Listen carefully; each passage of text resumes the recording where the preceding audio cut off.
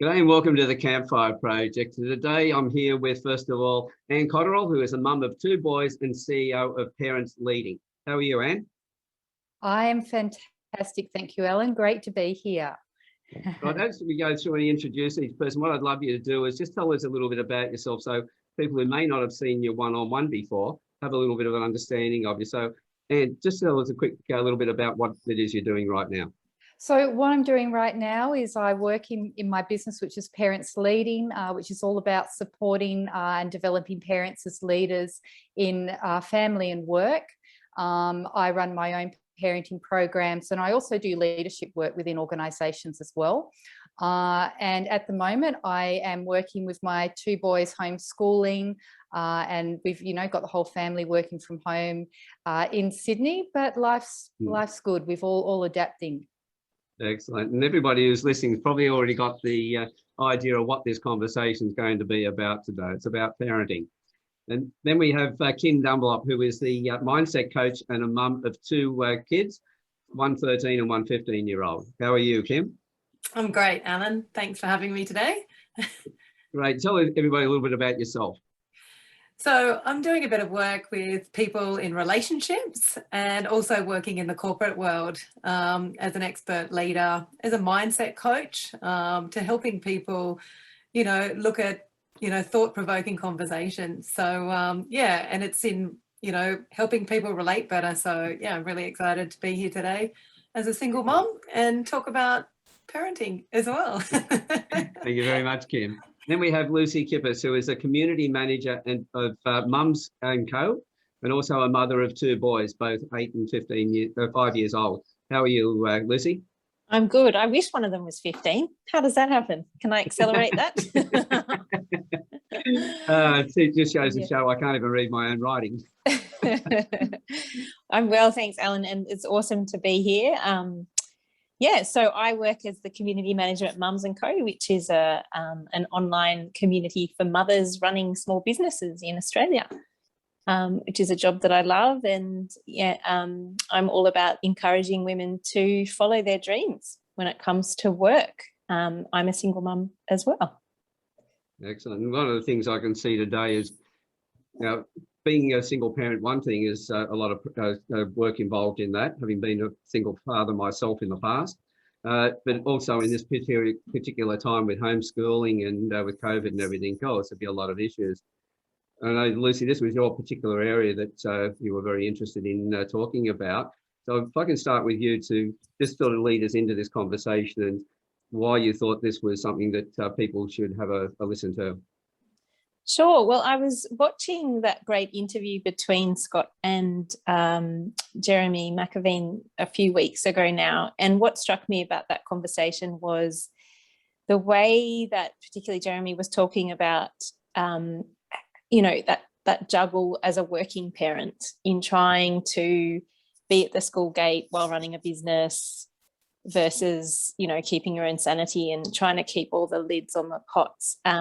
And it struck me as I was listening to that, at the moment, that pressure is different, but it's still very much there. And knowing that the pressure on relationships because of COVID, I don't see that having a particularly positive impact on a lot of marriages and a lot of relationships, and indeed a lot of co-parenting relationships probably too.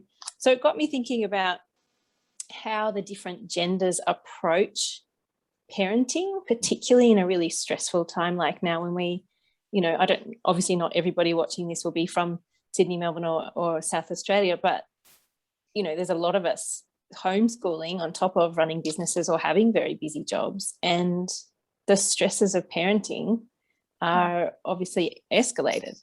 So I'm really interested to know how other people are coping with it. As a single mother myself, I'm interested in that simply because that's my experience, but I think everybody brings something to this discussion as well. Just in terms of how we in the different genders can work together a bit better in this really challenging time. Kim, what comments would you have on that? What are you finding? Yeah, I have to agree with Lucy. It is a tough time, and I think coming from a single parent situation as well, having to be like a mum and a dad, plus also running a business, you know, making sure, I mean, with the homeschooling, like lunches, breakfasts, you know, trying to give your kids a little bit of social time because we're allowed to go out for some exercise, driving them, you know, out and about, and, you know, just for a little bit of peace outside in the environment. Yeah, and it does escalate sometimes, and there is real issues that are coming to forefront because the kids are wanting stuff from us because they can't go out. And then we're trying to do a bit of work, and I'm like trying to manage that to create healthy boundaries. And it's really, you know, it can be tough. I mean, I just said to the kids, I'm going to be on this Zoom, you know, can you make sure you don't come in and disturb me? Like little things like that, just giving them those messages, don't walk in on this. So, but yeah, it's tough for all of us. And I think we're all in the same boat. And so I think if we start to, like, I think a piece for this is we start to talk to one another about those struggles and to communicate, and to then hear that other people are going through the same thing, because I can resonate with a lot of things that Lucy just shared. So yeah, and yes.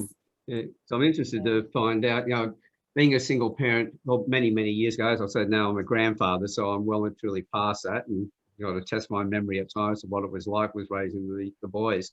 But as you said, there's going to be the difference as far as a single parent and also somebody who is not running a business, but also somebody who is running a business, and also then the couples who are still together, because, and you run programs, but you're still married, aren't you? Yes, that's right. Yeah. And so what sort of things have you noticed, especially with the homeschooling, the COVID and everything else? Yeah. How's that impacted in, because it's going to impact on everybody, but in different ways, depending on our situations. And I'd like to get a bit of an idea across the board. That's absolutely right. And so, you know, I've been in some forums with women in small business recently. So, you know, there's a lot of diversity in what we're experiencing. There's very much a roller coaster ride as well, in terms of, you know, how people are feeling one day and maybe differently the next. You know, the ages of our kids can have a big impact on how we're experiencing the current COVID climate. So where I've got an almost 13 and a 14-year-old, and I have a school that has some really clear structure in place to deliver homeschooling, I'm relatively hands-off in that capacity. Yet I'm you know, speaking with parents who they might be single parents running a small business.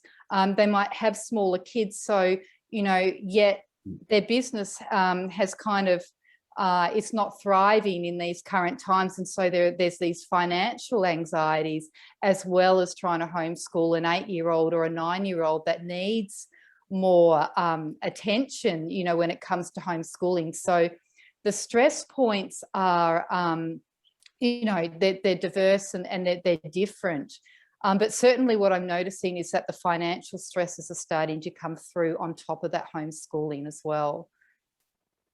You know, I expect the financial side compounds things quite greatly. Yeah, but you know, people, what I really notice in my experiences with parents is we're very good at prioritizing and focusing on the needs of others. And we're very quick to background our own needs. And, you know, this has been very much a learned process in parenting. When we've got a newborn, we automatically do that, right? Because we need to meet their needs. And it can be difficult to let that go as our children grow. And so we become so accustomed to deprioritizing ourselves. And it is so important to, you know, bring that forward, particularly in these times, and be more conscious of looking after ourselves, looking after our own mental and emotional well-being. Yeah. I know that, as you say, we put it on the caboose behind us as far as our needs go, and that sooner or later that's going to catch up with us, and that then compounds on top of everything else. So it's learning how to prioritize all of that as well, like not just putting that priority everybody else first, but how do we blend that in for our needs along with being a parent? Yeah. One of the great things that can come from this is reassessing the routine and the structure within which we parent. And when we're well, when we're mentally and emotionally healthy, we have the energy to manage the pushbacks, to manage those moments where maybe our children are struggling a little bit. When we're not looking after ourselves, we can move into that reactive space, or we can start to compromise on our boundaries, and then that structure, that routine starts to be compromised. And so we know kids work really well in structure and routine, but we can also, when we're in environments of uncertainty, that can also create certainty for us as parents. And so, that's another thing to be mindful of it as well. Yeah. Lucy, I can see that they've got some thoughts there. Yeah, I just love everything that you've just said there, and it's really so true. And I love what you said about routine and structure. I, like personal experience, I've always been very focused on routine for my boys. Are still very young, like 8 and 5. And, I separated 3 years ago. So part of that separation process for me was establishing that routine again, and keeping to it. So I have to say that, on the one hand, I try, I struggle between trying to relax a bit around the structure and the routine, because the days are just so much longer with them at home, but then trying to grapple back the routine, is certainly bedtime I'm really strict about, because by the end of the days, I'm sure all parents can understand, it's just absolutely exhausting by then. But I find that they are quite confused by that too. So it's a really good point that you make. I find that they love, the slower morning. Who doesn't love that? I mean, that's, without the stress of, and I have 2 drop-offs. So, I'm going to 2 different places every morning. I'm a different person in the morning now. We all have a bit more time. Just that hour and a half extra is just so phenomenal. Yeah. But I find then that they think that that's sort of the weekend. It's then it's sort of bringing it back and going, no, that ends now, and it's 10 o'clock or 9:30 and I have a meeting, and lots of shut doors and lots of screen time, and, trying to manage that. And I think there's a psychological piece in that, which probably, Kim, you could talk about with mindset, but not beating yourself up so much and feeling so guilty about that, sort of that treading that really difficult line between going with the flow and meeting your responsibilities and providing that structure for younger children. Excellent. Yeah, and I think that's a great point, Lucy. It's I mean, I've got older children who are high school, and I've created them to be really self-managed, and probably a little bit similar to Anne in the sense that I don't take responsibility of their homework. Yet I totally agree with you in saying setting up the structure, I think, is a really key thing, because if you've got some balance in that to set up the structure, but then also maybe in the downtime, which I'm finding that, the kids are sort of feeling a bit relaxed and they're choosing to do then other things. So then it's kind of then them being able to step into that and take responsibility, but it's harder with the younger ones. And so I feel for the parents which have got the younger ones, because you're having to be a little bit over responsible in that piece. And yeah, it's a real tough one, and I'd probably handball it to Anne to kind of answer that, because I feel that kids like boundaries. And if we're able to do it in a healthy mindset, as Anne pointed out, which is making sure we're having our sleep, making sure we're eating the right foods, and that's what I do for myself, and I take my vitamins every day, and to have the energy in order to then balance that by saying, right, I've got a Zoom on today, or I'm doing this work call, I then can give you some time if you need some extra resource. But yeah, I mean, happy to flick it to Anne to kind of give her insights around that. It's a tough one for the younger ones, because we have to sort of almost put that structure in place, even though it's hard to put in that extra effort. But once you do it once or twice, they then get it. And that's what I think parents, if they can start to realise that, if you can put that in place, they will start to flow into it. Yeah, before Ian jumps in, I'd just like to add to that. I don't think it's a case of that kids, it's not about them liking the boundaries, it's that they actually crave it.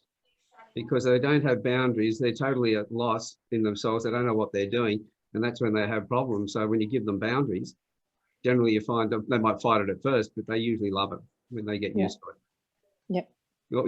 Your thoughts on that, Anne? Yeah, boundaries and structure give our children security and safety. And it's as simple as that. And, you know, a way that we can look at boundaries, we can often look at boundaries a bit like a fence, a bit like a rule. So if we can actually look at the values, our values that we bring into parenting. And so if we can structure our boundaries around our values.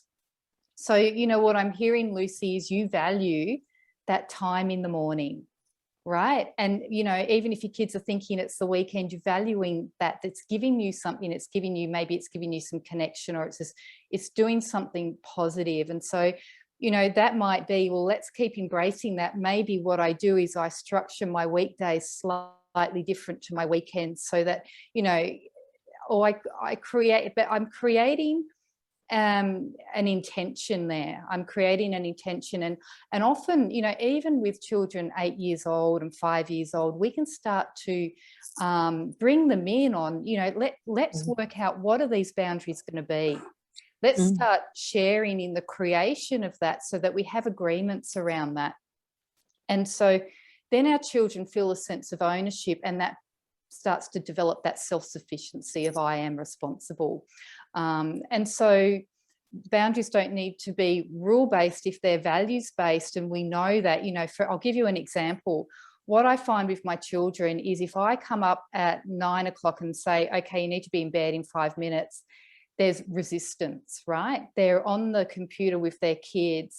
And so they know now, and we kind of have this agreement, that I finish my game off.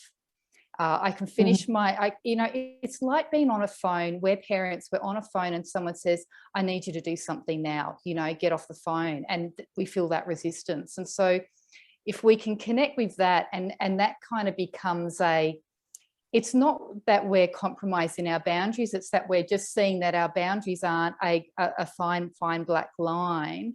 And we can bring our values into that. And so we're less likely to create that resistance. So it's having that flexibility, that fluidity, as opposed to that linear kind of experience. I absolutely love that. And I'm just taking notes as you're talking. I've never heard anyone express it like that, values-based boundaries versus rule-based boundaries. That really just resonated with me so much.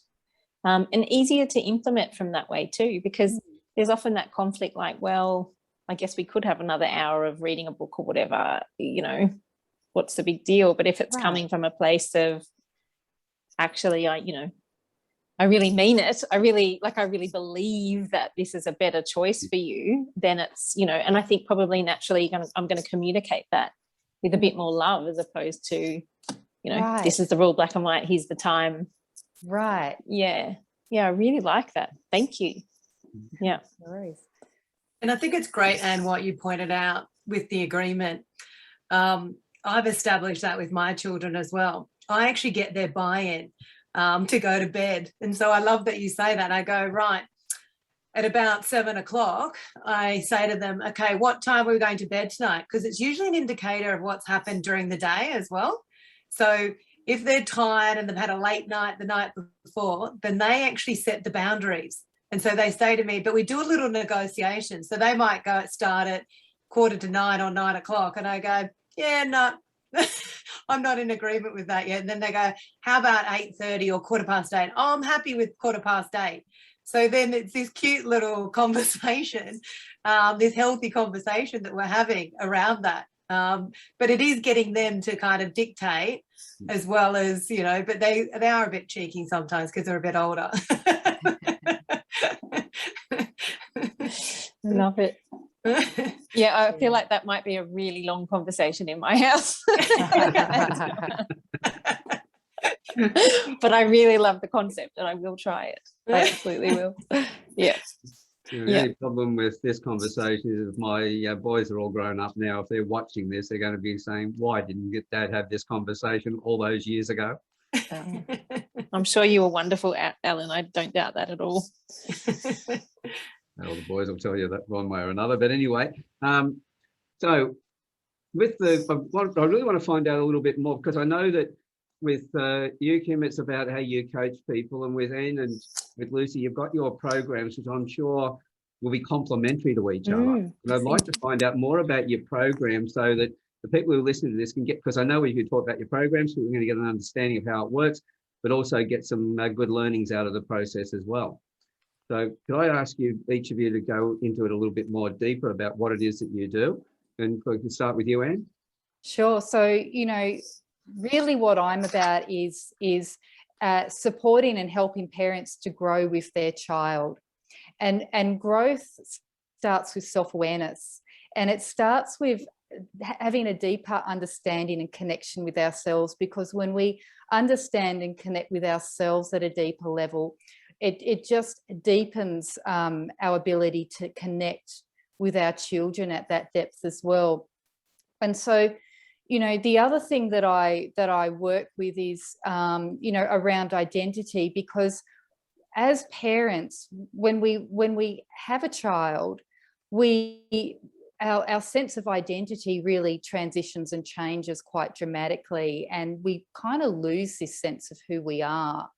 And so it's really looking back into ourselves to understand ourselves at a deeper level, and to understand that our children are our mirrors in many ways as well. That, you know, we get children are probably the parenting is probably what triggers us most, but then these are the beautiful moments for us to grow with our child.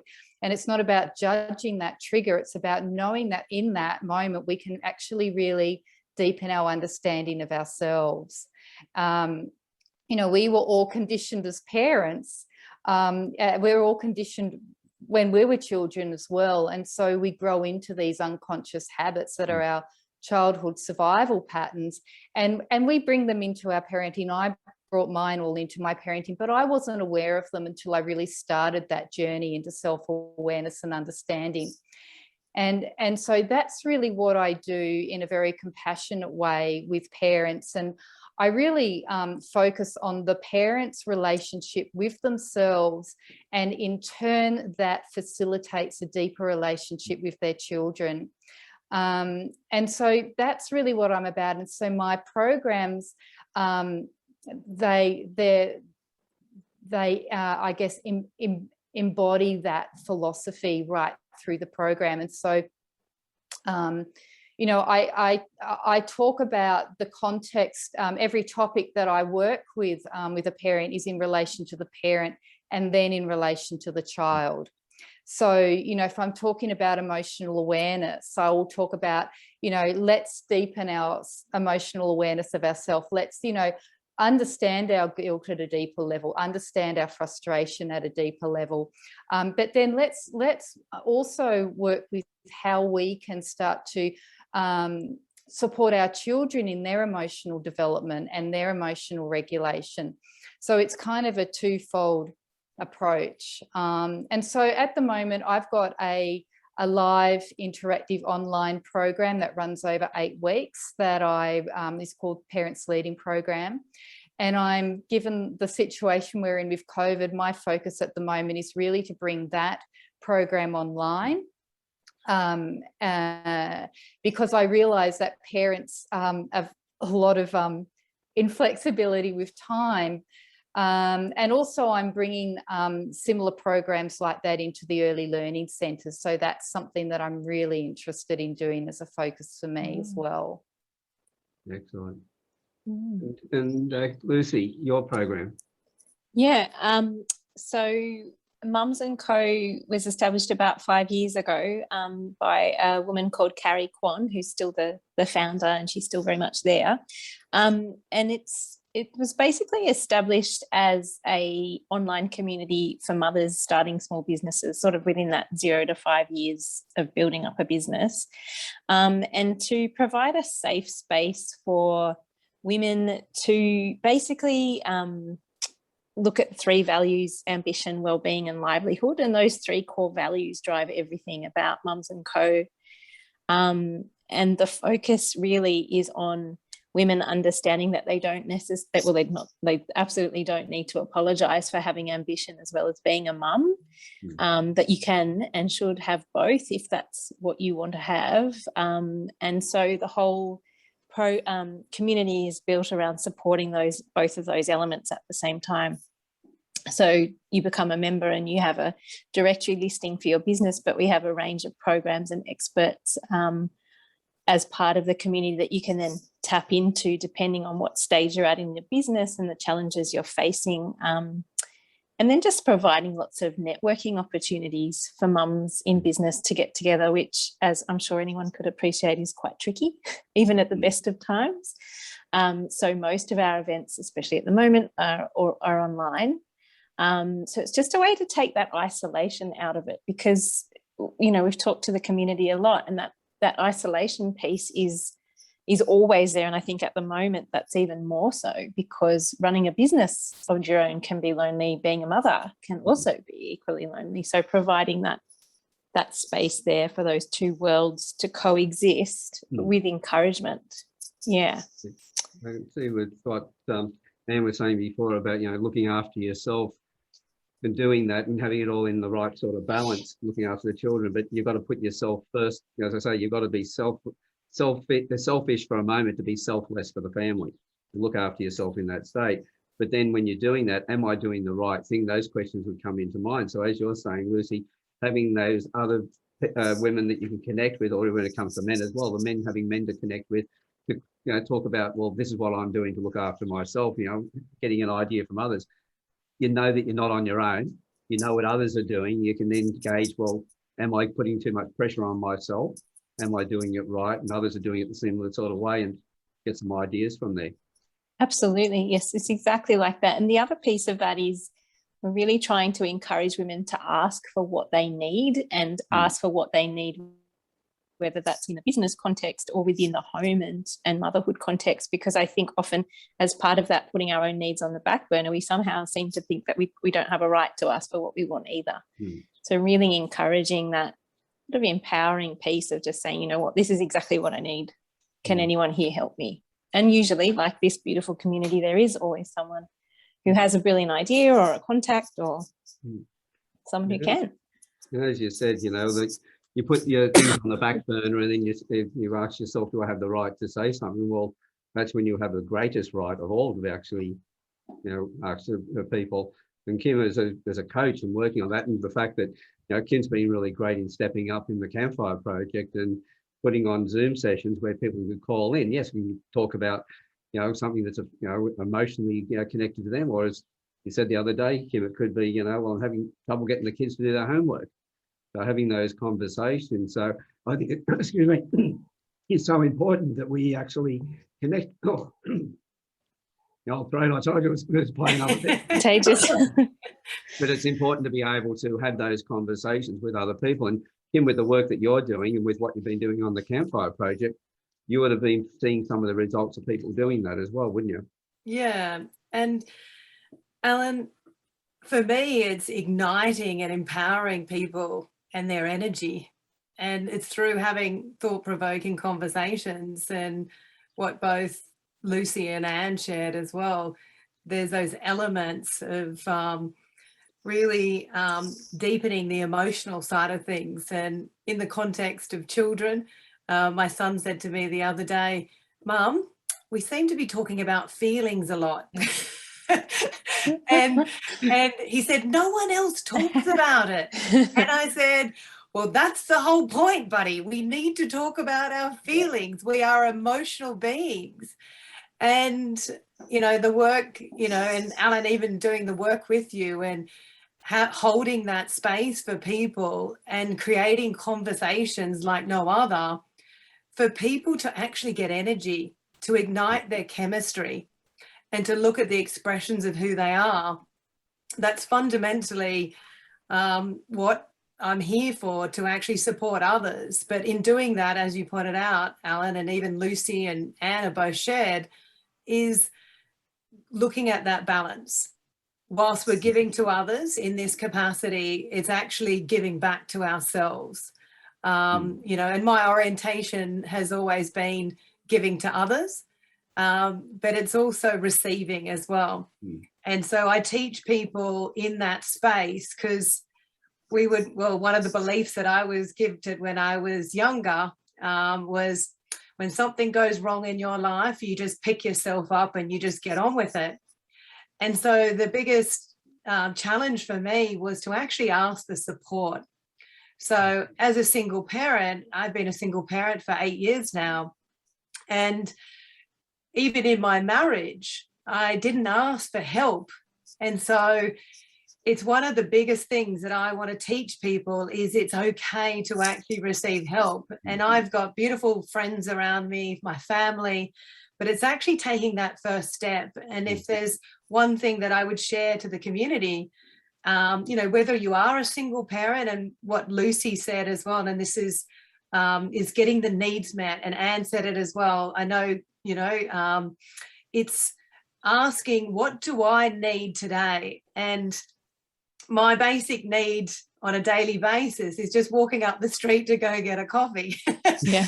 but I'm choosing that. And a lot of people, whether it's female or male, might get to a frustration point and going, I just need to go get a coffee. But it's actually kind of just stepping back and actually going, why is that frustration coming up? So I talk to people about that and going, well, why aren't you choosing that? Have those conversations, which is then creating those boundaries and putting that in place for ourselves as well as the needs of others. So, yeah. So I know that when I work with people and they say that, you know, no, I'm looking after everybody else, I can't look after myself, I just say to them, well, why are you robbing the other people? And they go, what do you mean? I'm robbing the other people? I go, well, if you're run down, you're giving yourself all the time, you're not refilling, you know, your cup. The end result is you're giving him something less than what you can actually give. So you're robbing him in that effect. That's why I said you've got to get selfish to be selfless by looking after yourself, so you can go and do that. So it's not just okay to do it, it's mandatory if you really want to be the best for other people.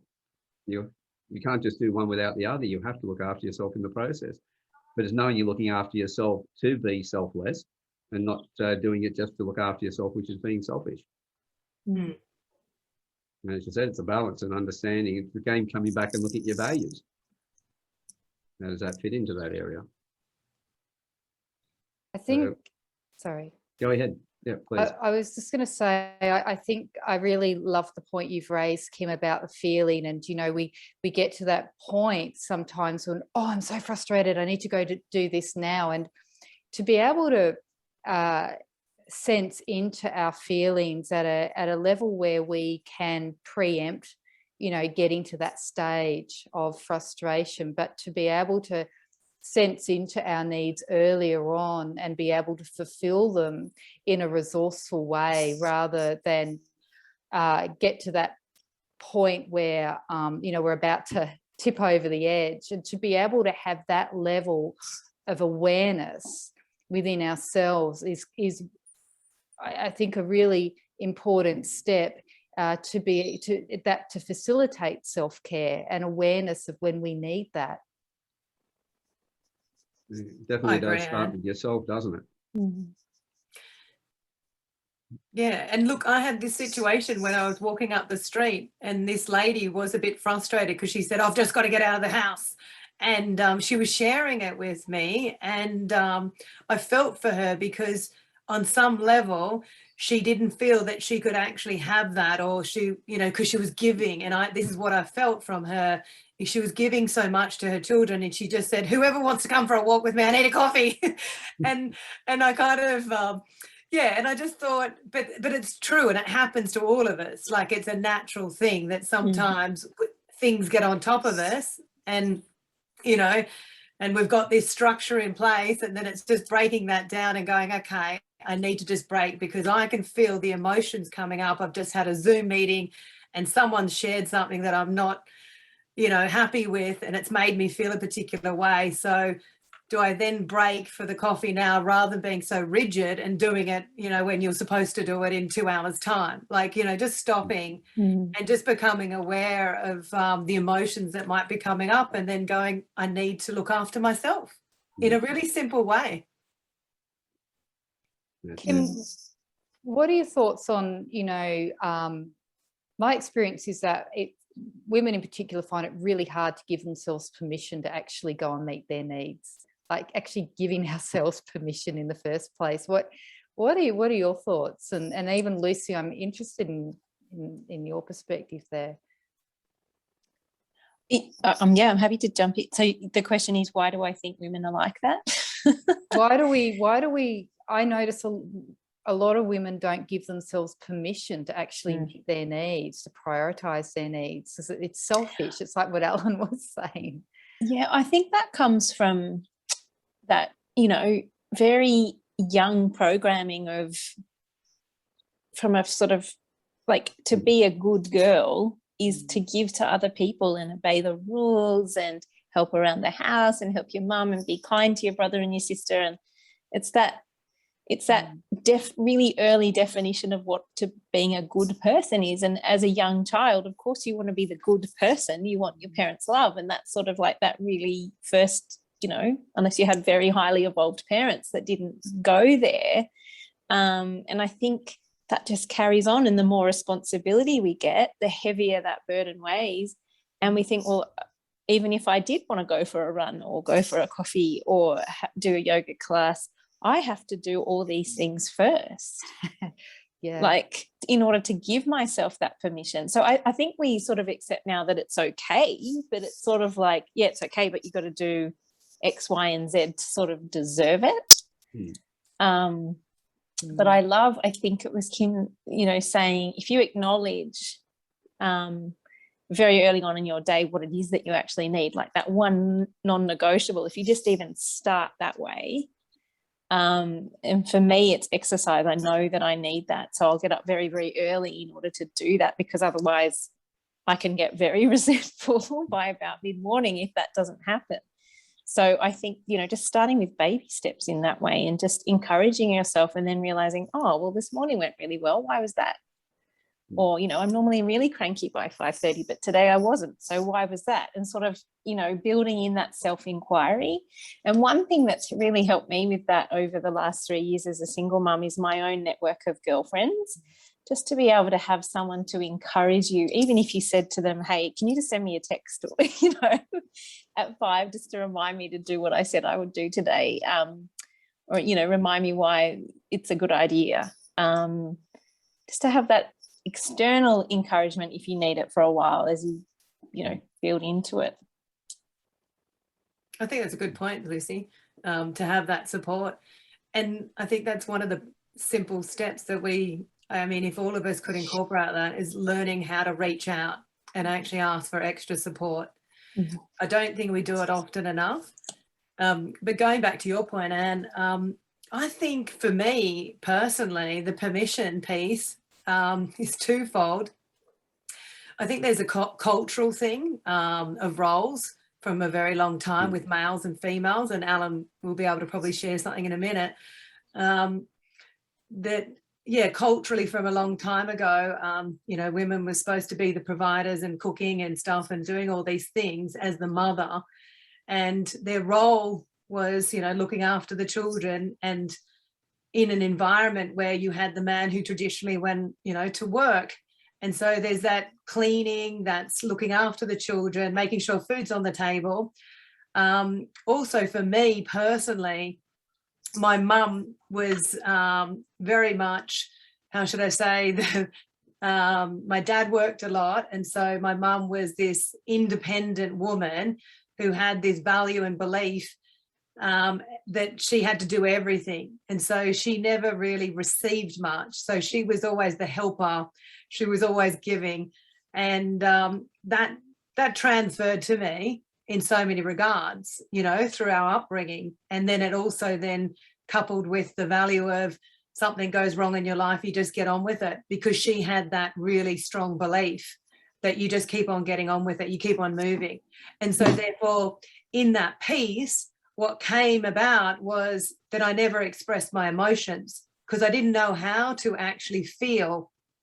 And so I would always process stuff really quickly and just get on with it and not actually acknowledge what was going on. So the feelings. And so now I actually do that and I acknowledge the feelings and then I go, okay, what is it I need today? What are my basic needs that I need?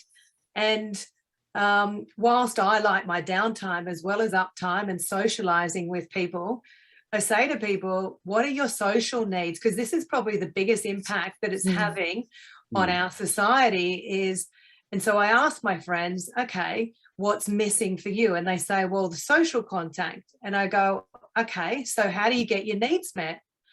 And I said, have you organised to catch up with a friend for walk within your 10K kilometres? I mean, because we've got rules that we've got to abide by at the moment.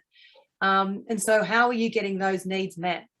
And so then when I have those conversations with friends, they then kind of soften a little bit and they go, oh, okay, I haven't actually asked for that, which goes back to that real piece of what do we need to get this message out to more people to say, it's okay, which goes back to your thing, Anna, the permission, you know, it's okay to ask, to go, I need some support and I need a resource to, you know, just to have a chat and to go for a walk.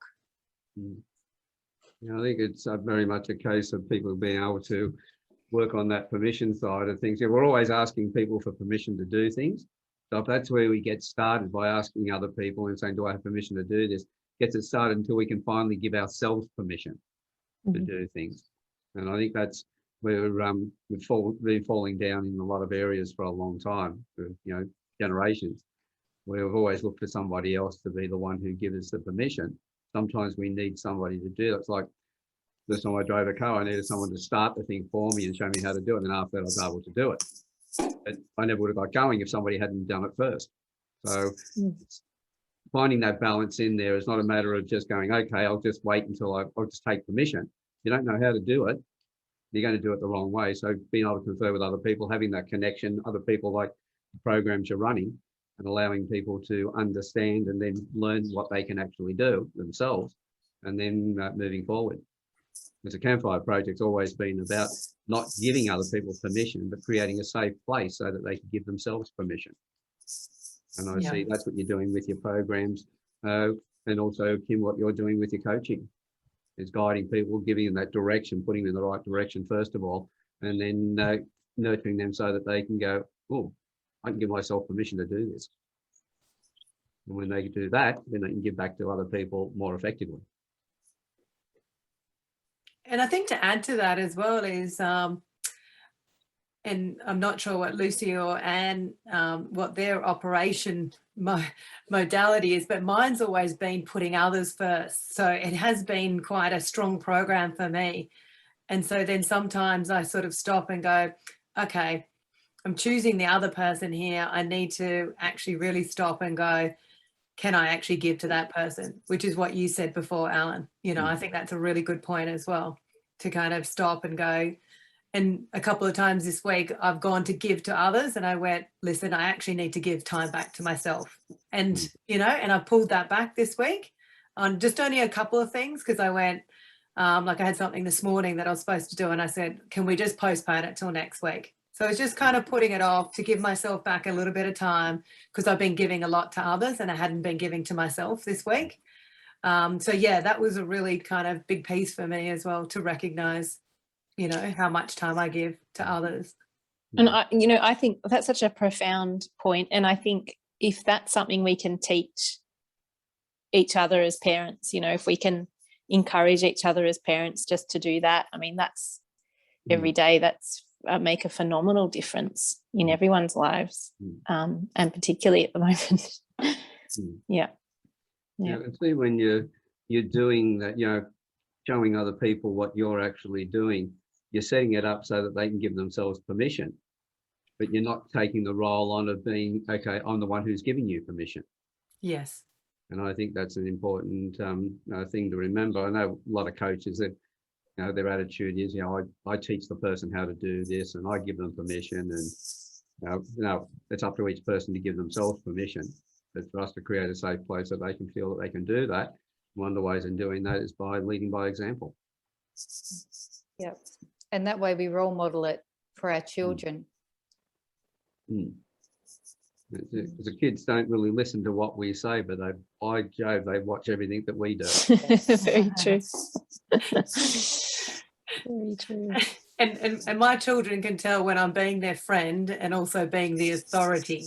And my daughter said to me the other day, Mum, you're yelling at me. I said, no, I've just got a really stern voice and I'm speaking to you in a very stern way. And so she could tell the difference, that I wasn't being the playful mum. And so that's probably another key takeaway as well, to kind of like, you can create that friendship because, you know, who do we love the most? Our children. And like, you know, I remember listening to a podcast and this guy goes, now, you know, if your children failed at school, would you give them up for adoption? But he said, so why are we doing that with people in the workforce? And I thought it was such a great thing, you know, it was such a great thing. Like, how are we leading ourselves to then lead our children? You know, what is the role model, as Anne said, you know, what is the role model that we want to be? What's the change we want to be for our children? So love that. Love that. And that's a point as well. If you're somebody who's really leading your people at work really well, but you're struggling at home, think about what you're doing at work and bring a bit of that into the home life. And if it's the other way around, you know, you're a fantastic parent and your kids are getting you're giving you all the feedback that's confirming that, but things aren't going well at work, apply some of that at the workplace, because no matter how old we are, everybody to feel that, you know, is looking to feel that they belong, that they contribute, that they're valued. It's no different with our personal partner. It's no different to raising our kids or leading our staff. So it's across all areas. So I see this as not just a conversation about parenting, but it's really a conversation about leadership. Absolutely. In all areas. Absolutely. And it starts with leading ourselves. And you know, there is really no context more complex than parenting, right? There's really, I can't think of, you know, a context where we're kind of thrust into the unknown so substantially. And so what we learn in our parenting in terms of, you know, our capacity to thrive and to work with uncertainty and the unknown, we can actually bring that back into the workplace. Because what I notice a lot, and this is certainly my own journey, is having worked in corporate for, you know, many, many years and then become a mum, I was trying to control, you know, I was wanting the structure, you know, that helped me survive in the workplace. I brought that into my parenting and it didn't work. And then I got frustrated and I had these expectations around what it would be. And so, you know, parenting taught me to let go of a lot of that. And it taught me a more, you know, a relational style of leadership where, you know, it's really what's within my span of control and what's within my span of influence, and to have a fluid existence, as I spoke to before. And if we as parents can learn that and that adaptability and bring that back into the context of leading in the workplace, then we know our organisational contexts are becoming so much more complex and uncertain. It gives us the resilience to actually be able to lead successfully through those complex times. Brilliant. So good. Yeah, just looking at the time then, I was thinking that what I'd like to do is, from what we've been talking about, if each of you would like to round off some advice, what would you actually say to the parents who are listening here at the moment? Again, if we could start with you, Anne, please. So my advice would be, and just to bring this into this discussion that we've had, is, you know, life is hectic in the world of COVID and parenting, to consider what I call the third space, which is our mini micro transitions from moment to moment. One moment we're homeschooling our kids, one moment we're back in the workplace, one moment we're, you know, off.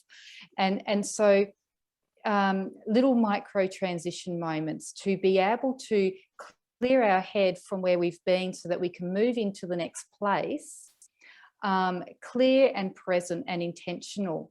So we're not bringing our work into our homeschooling, we're not bringing our homeschooling back into our work. And a transition could be taking the dog for a walk, could be changing our clothes, it could be having a bite to eat or a cup of tea, it could be talking with a friend, and to allow ourselves these transitions, you know, in the world of COVID homeschooling and working from home. Brilliant. And Kim? One tip I'll give to the viewers is just look at your own powers. We have 4 powers, which I don't think a lot of people realize is thinking, feeling, speaking, and behaving. And if we can just take time out to see how we're feeling or the thoughts that are coming up, and you know how we're speaking or how we're behaving in any context, and just checking in with yourself just to see whether it's in a healthy position. And so, and notice that for yourself. And that's probably one key takeaway that I would just share with people. So, yeah. Excellent. And Lucy? They were both absolutely brilliant. I think mine has to probably be rely on your networks or remember your networks, because I think certainly for me, it can be easy in the hecticness of a day to just feel like all I do is work, or all I do is parent, or all I do is clean up. Yeah. And remember that you do actually have, there is actually another part of your life, and they are your friends or your colleagues or your community networks like this one, just to remind yourself that you have them, and to try and set up something regular for yourself. I always call a particular friend of mine at 5:15, and she and I laugh, and it could only be for 15 minutes over something silly that we've done. We've actually been sending each other videos of the chaos of our house, which just cheers us up. I love it. Yeah, anything like that, to just sort of, as you both said, just to change the mood and to remember that the world is big and there are people, and you know, to create that safe space for your own voice as a human, not just a parent, and not just a colleague. Yeah. And I quite love the idea of that, as you said, taking the videos and doing those sort of things, doing things that are completely outside of what you're doing in the rest of the time, and having some fun with that. But it's also bringing other people into your world as well. So you're taking care of that bit of time where you I hate the word balance, because it's like everything's sort of right now I do this, right now I do that, and everything's in its right place and box. Everything's got to be in flow. And so as things change, being able to move around, but knowing that, yeah, in the course of a period of a day, yeah, I take a bit of time out for this, I do this and I do those other things. And in that way, feel balanced, and having that measure, or, you know, being able to do that. But as you kept on pointing out, time for yourself. Always, and you've talked about, you know, self-reflection and everything else. Everything starts with yourself, and then you extend out from there. Because if you don't look after yourself, you can't look after anybody else, and you're totally exhausted.